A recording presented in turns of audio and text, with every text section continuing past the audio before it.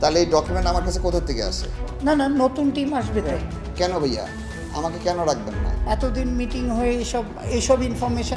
বাক বিতণ্ডা এখন থেকে নয়, এটা শুরু হয়েছিল যখন আমিনুল ইসলাম বুলবুল বোর্ড প্রেসিডেন্টের দায়িত্ব নিয়েছিলেন। তার পরপরই মাহবুব এনামরা চিটাগং কিংসের অতীতে ঘটে যাওয়া যত কাহিনী আছে সব সামনে তুলে আনে এবং প্লেয়ারদের বকেয়া ও শাহিদ আফ্রিদি ইয়াশা সাগরদের বকেয়া সামনে তুলে এনে তাদেরকে জানিয়ে দেয় আগামী বিপিএল থেকে আর দল দেওয়া হবে না।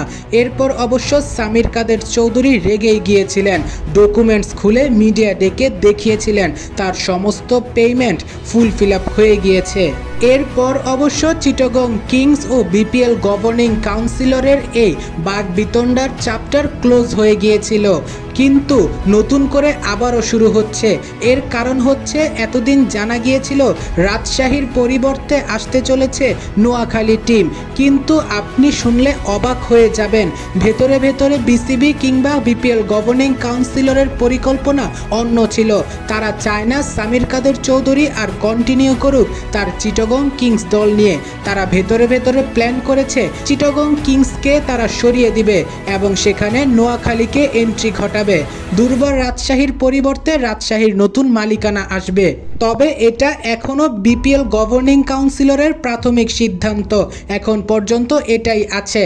তবে যদি তথ্য যখন ফাঁস হবে অফিসিয়ালি, সেক্ষেত্রে হয়তো সামির কাদের চৌধুরী আইনি ব্যবস্থা নিতে পারে। তবে নতুন রূপে বিপিএল শুরু হওয়ার আগে যেই তর্ক বিতর্ক চলছে দুপক্ষের, একে আপনি কি বলে আখ্যা দিবেন? আপনার কি মনে হয় চিটাগং কিংসকে কি রাখা প্রয়োজন, নাকি তার পরিবর্তে নোয়াখালী টিম আনা প্রয়োজন, নাকি রাজশাহীর পরিবর্তে নোয়াখালীকে চান? অবশ্যই কমেন্টে জানিয়ে যাবেন। প্রাথমিক সিদ্ধান্ত অনুযায়ী তো বিপিএল থেকে চিটাগং কিংসকে সরিয়ে দেওয়ার চিন্তায় আছে বিপিএল গভর্নিং কাউন্সিলর। এবার দেখার বিষয় এই জল কতদূর গড়ায়, শেষ পর্যন্ত কোন সিদ্ধান্তে আসে বাংলাদেশ ক্রিকেট বোর্ড।